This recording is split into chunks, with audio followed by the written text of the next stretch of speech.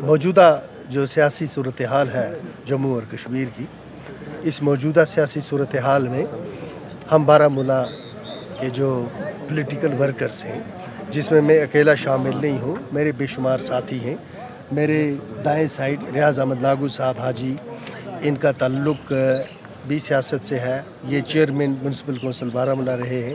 میرے بائیں سائڈ عبدالرشید ملا صاحب، یہ بھی چیئرمین رہے ہیں میونسپل کونسل بارہمولہ، سوشل اور پولیٹیکل ایکٹیوسٹ ہیں۔ ہم سب نے ایک مشورہ کیا اور ایک مشورے کے بعد ہم اس نتیجے پر پہنچے کہ موجودہ حالات میں ہمارے پاس ایک ہی راستہ ہے، اور بہتر راستہ یہ ہے کہ ہم نیشنل کانفرنس کے ہاتھ مضبوط کریں، ہم فاروق صاحب اور عمر صاحب کے ہاتھ مضبوط کریں، اور جموں کشمیر سے یہ وہ واحد جماعت ہے جو ایک پیار اور محبت کے پیغام کے ساتھ ساتھ ایک سیاسی پیغام لے کر نہ صرف ریاست کے اندر کے حالات کو بہتر کر سکتی ہے، بلکہ ملکی سطح پر بھی حالات پر اثر انداز ہو سکتی ہے۔ پر اپنی پارٹی میں بھی آپ تھے تو آپ بول رہے تھے ہم یہاں پہ اب آئے ہیں سچ کی سیاست کرنے، کیا آپ کو نہیں لگتا ہے کہ مطلب وہاں پہ سچ کی سیاست ہے؟ نہیں، میں اس بارے میں کامنٹ نہیں کرنا چاہتا ہوں۔ میں آپ کو جو کہہ چکا ہوں وہ یہ ہے کہ میں نے مناسب یہ سمجھا کہ مجھے عمر صاحب اور فاروق صاحب اور نیشنل کانفرنس کے ساتھ کام کرنا چاہیے، اور آنے والے جو میری زندگی ہے 20 سال ہے 25 سال ہے، یہ آپ مجھے دیکھیں گے مستقل مزاجی کے ساتھ نیشنل کانفرنس کے شانہ بشانہ کام کرتے ہیں۔ اپنی پارٹی کیوں چھوڑنی پڑی؟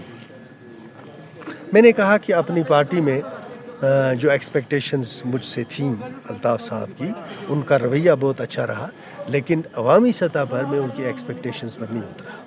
کل پرائم منسٹر کا وزٹ یہاں پہ جموں کشمیر میں تھا، تو کس طرح سے آپ اس ڈیولپمنٹ کو دیکھتے ہیں؟ دیکھیں، ملک کے پرائم منسٹر کا ایک ایڈمنسٹریٹو ٹور بھی تھا، اور اس کو ایک پولیٹیکل سگنیفیکنس بھی ہوگی۔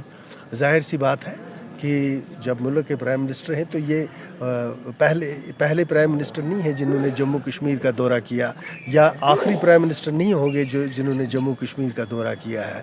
تو اس طرح کے دورے جب سے ہمارا الحاق ہندوستان کے ساتھ ہوا ہے، تب سے اس طرح کے دورے ہوتے رہے ہیں، آئندہ بھی ہوتے رہیں گے۔ تو مظفر بیگ صاحب بھی کل وہاں پہ کچھ ٹائم موجود تھے۔ میں کل سے اپنے یہاں جو ہم نے آنا تھا، میں اس کی تیاری میں لگا ہوا تھا۔ مجھے کوئی انفارمیشن نہیں ہے، کوئی اطلاع نہیں ہے کہ آگے ان کی سیاست کیا کروٹ لے گی۔